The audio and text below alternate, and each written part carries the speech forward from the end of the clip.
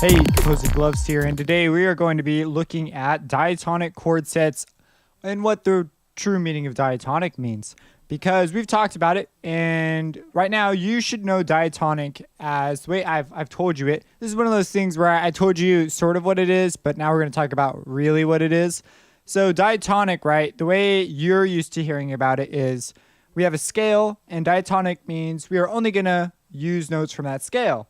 And so this is fine. If we go back to lesson 18, we made diatonic chord sets. And in it, I was specific to scales. But the problem is diatonic is not specific to scales. It's specific to modes. So it gets a little confusing. So let's go ahead and break this down to the beginning of what we already know. So first, here's the C major scale, right? Major scale, blah, blah, blah, blah, blah. Here is the C major diatonic chord set for the triad. So if we were to make every triad, we would put, the third and the fifth on every scale degree. Whatever triad results, we call that the diatonic chord set for the major scale. And this is fine for the major scale because there's only one major scale. But when we came down to minor, I treated them as separate, but they're actually not separate. All minor is considered the same deal. So let's talk about this. But this should ring a bell. If this doesn't ring a bell, go watch lesson 18. Go do some exercises making chord sets. And even in the previous video, I believe it was the previous one, we talked about it's the test. The test. In the test, I gave you a minor scale, I believe, and I said while I was describing what to do there, I was specific. I believe I said make the natural minor scale, and that's because I want you to make the connection that the natural minor scale shares the key signature with the major scale. So we use the natural minor's key signature, but in reality, that wasn't the true diatonic chord set. So we're going to be talking about the true one now. And you might also be wondering, why is this important? Why are we talking about this now? Well, modes are actually a much more advanced principle that will be addressed far down the road, like past harmony 1 and harmony 2, but it's so important that it's actually seen. You're actually using it the entire time, you just don't realize it. And so we got to cover a little bit of the basics because we've introduced the three minor scales, and so we need to at least know what it is. Otherwise, you'll just constantly have things popping up and you have no idea how to deal with them when we're dealing with the minor scales. So I bring them up here now because of that. A lot of courses will do something like this. So here we have, so we're revisiting diatonic, and now we know diatonic is not specific to just a scale. Diatonic is specific to a mode. So diatonic chords are chords that are use only notes from the key they're in. So here I said key instead of mode. Key and mode are different in that the key is more related to the scale, but sometimes you'll see things getting tossed around where key gets this sort of ambiguous middle ground going on. So just so you know, this is common like language you'll hear when someone says like, oh, we're in a minor key, they could have been substituted for mode. But if they say, if I'm in a minor scale, that even there, it could sort of mean mode. Like there's this ambiguity in some of the speech we have.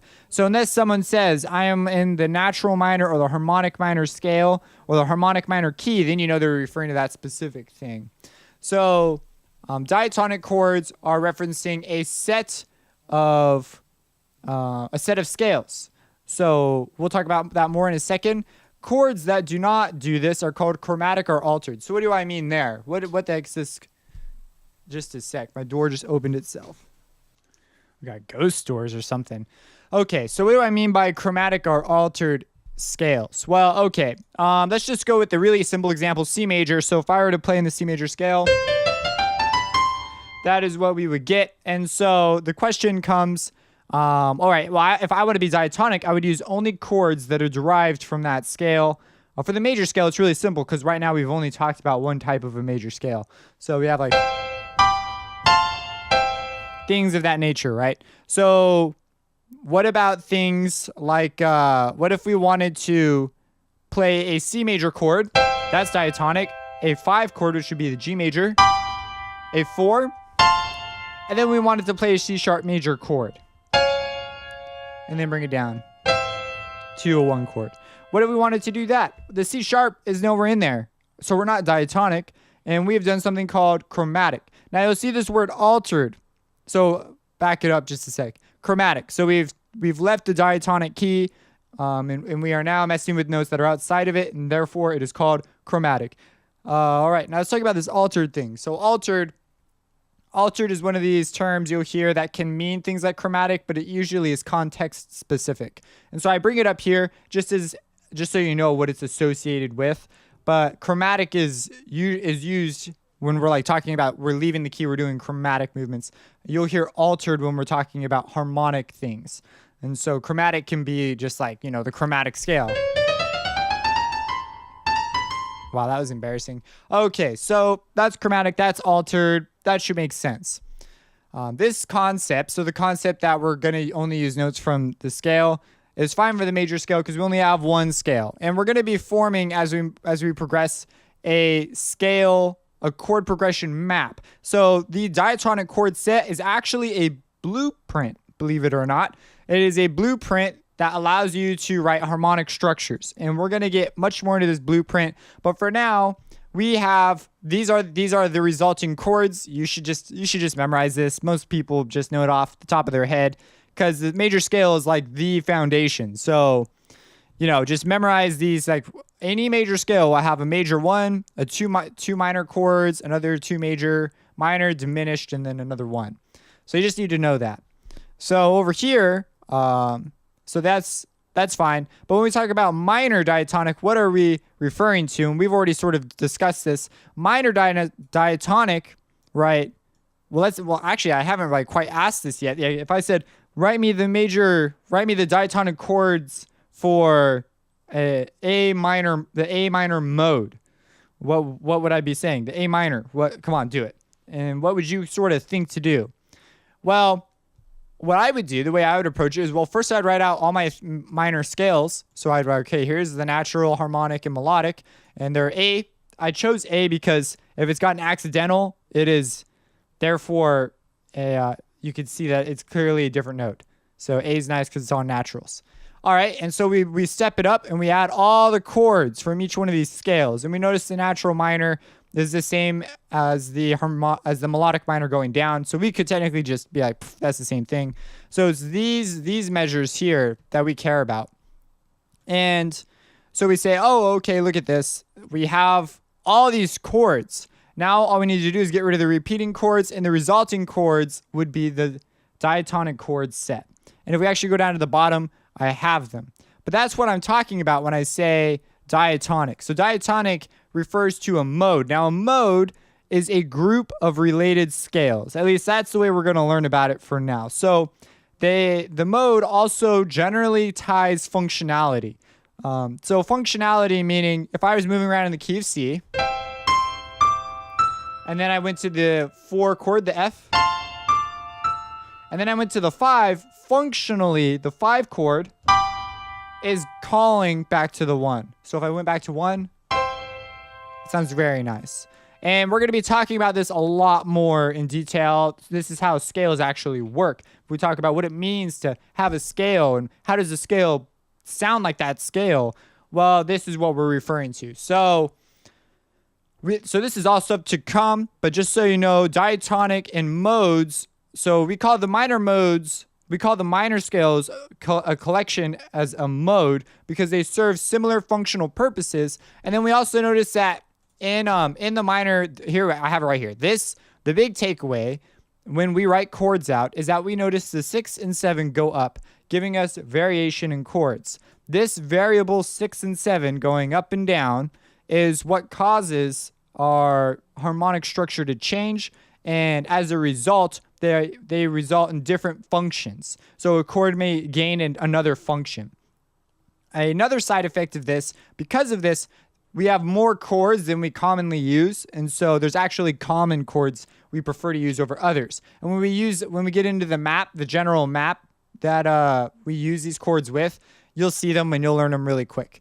Okay, we skipped a paragraph here. Let's go. Let's make sure we didn't skip anything. The way we deal with this, so here's my thought. I would like to type things out that way I don't skip any material. So here's my more in detail answer of why we how we deal with the three chords, the three minor scales. We say the way we deal with this is we do not consider diatonic chords being restricted to a scale. Rather, we view them as, in italics, a mode. Modes are an advanced topic that will be covered in later courses, but for our purpose, we are dealing with the minor mode. So that's what we're going to think of it as for now. This means we view each of these scales, diatonic chords, as a collective. So each scale and the chords that come from it, as we see down here, as a collective to represent the minor diatonic chord set. We view it this way because that is how we use it when writing music. And you'll see there's actually a map. And this is like several videos away, though. We very rarely remain in a strict scale within the mode. So that sentence actually right there is actually pretty important. When you're writing music, you are going to be finding yourself in the minor mode, jumping with a raised 6 or a lowered 6 for the very reason that they offer different functions. And so actually we're going to start to talk about that. So it says, it should be noted that the 6 and 7 have different tendencies depending on whether they are the raised or lowered version. So what is a tendency? Well, a tendency is what that note tends to do. They're like, if you considered notes like trees, I don't know if this is a good analogy. Anyways, 7 likes to go up to the 8. Let me give you an example. If I stop there, it's like, but if we go again, it wants to go up to the 8. It's just where it goes. So that's a Class A example. We'll be talking about these a lot more. There's different versions and so forth. So that'll be approached in a little more detail. For now, we're going to focus mostly on the 6 and the 7. Now, especially when we talk about what it means to be conjunct, I think it's video 25. I don't remember. It's a future video, though. And we are going to be talking about these things. So now these tendency tones, whenever we have a tone that has a tendency, they're also known as active steps, which means they're active. They're not happy with where they are. They want to move somewhere. So we say they will always want to move in a stepwise motion. So half steps or whole steps. That's how they're going to resolve. And generally I shouldn't say always, but generally in the direction they're going. There are actually rules about when they're not going or going. But if it's a stepwise motion, it's almost always in the direction they're already going. So the 7 was going up and it pulled right up to the C. However, if we were going down or if this was part of a scale figure, like some sort of a bigger picture, it could have played a different role. We'll talk about all these roles as we progress. So this is just like, I just want you to know there's these things called tendency tones. So a raised 7 will want to resolve up to the 8, while a lowered 7 will resolve down. Okay, here's the important sentence right here. This is just a guideline, as there are many examples where this is not true. So it's just a guideline. There are plenty of musical examples. We're talking about art here. You can't draw rules with art, unfortunately, or maybe fortunately. I think it's fortunate. So it's art. But these are very strict guidelines, and you will get marked down on quizzes and tests and stuff, depending on your instructor and how strict they are, because we're learning strict tonal harmony for now. We'll let you be artistic somewhere else. So we say, okay, note. This is an important deal. If the resolution is not met, let's say I go all the way up and then I do this instead. Well, I didn't meet the resolution right away, but I delayed it over a phrase. I added a little phrase and we pulled up to the resolution.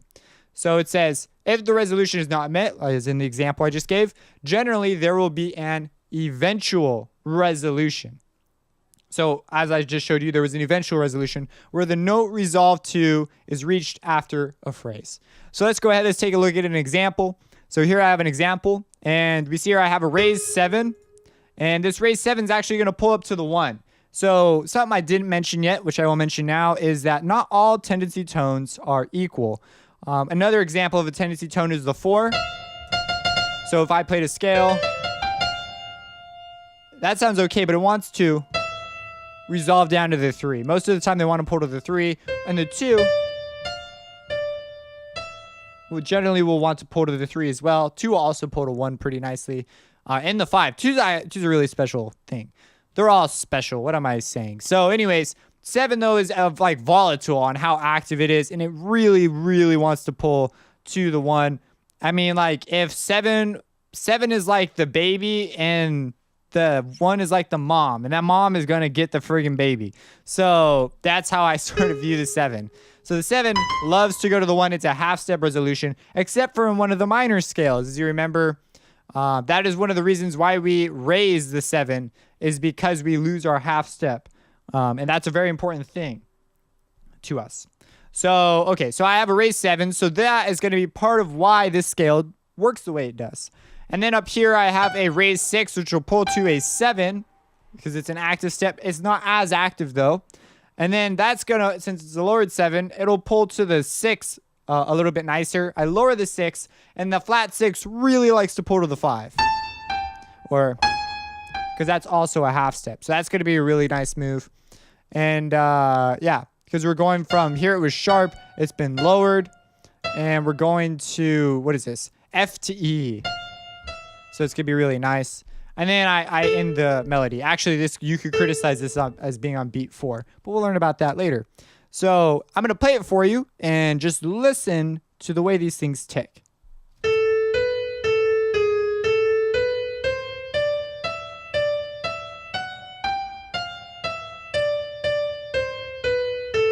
So there's an example. We're going to look at more of these sorts of examples later where raised 6 and lowered 6 are a big deal. And when you write stuff, you need to label it. You need to make a conscious recognition of what you're doing. If you don't label it and you just put down notes, that's just like, who cares?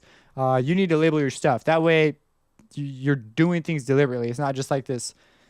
Like I get up to a poetry concert and I just say whatever comes to my head. It's not poetry because there's no structure to it. And if there was any structure, it was an accident. So we want to label our things so we can deliberately learn. And then over here, here's an example of an eventual resolution.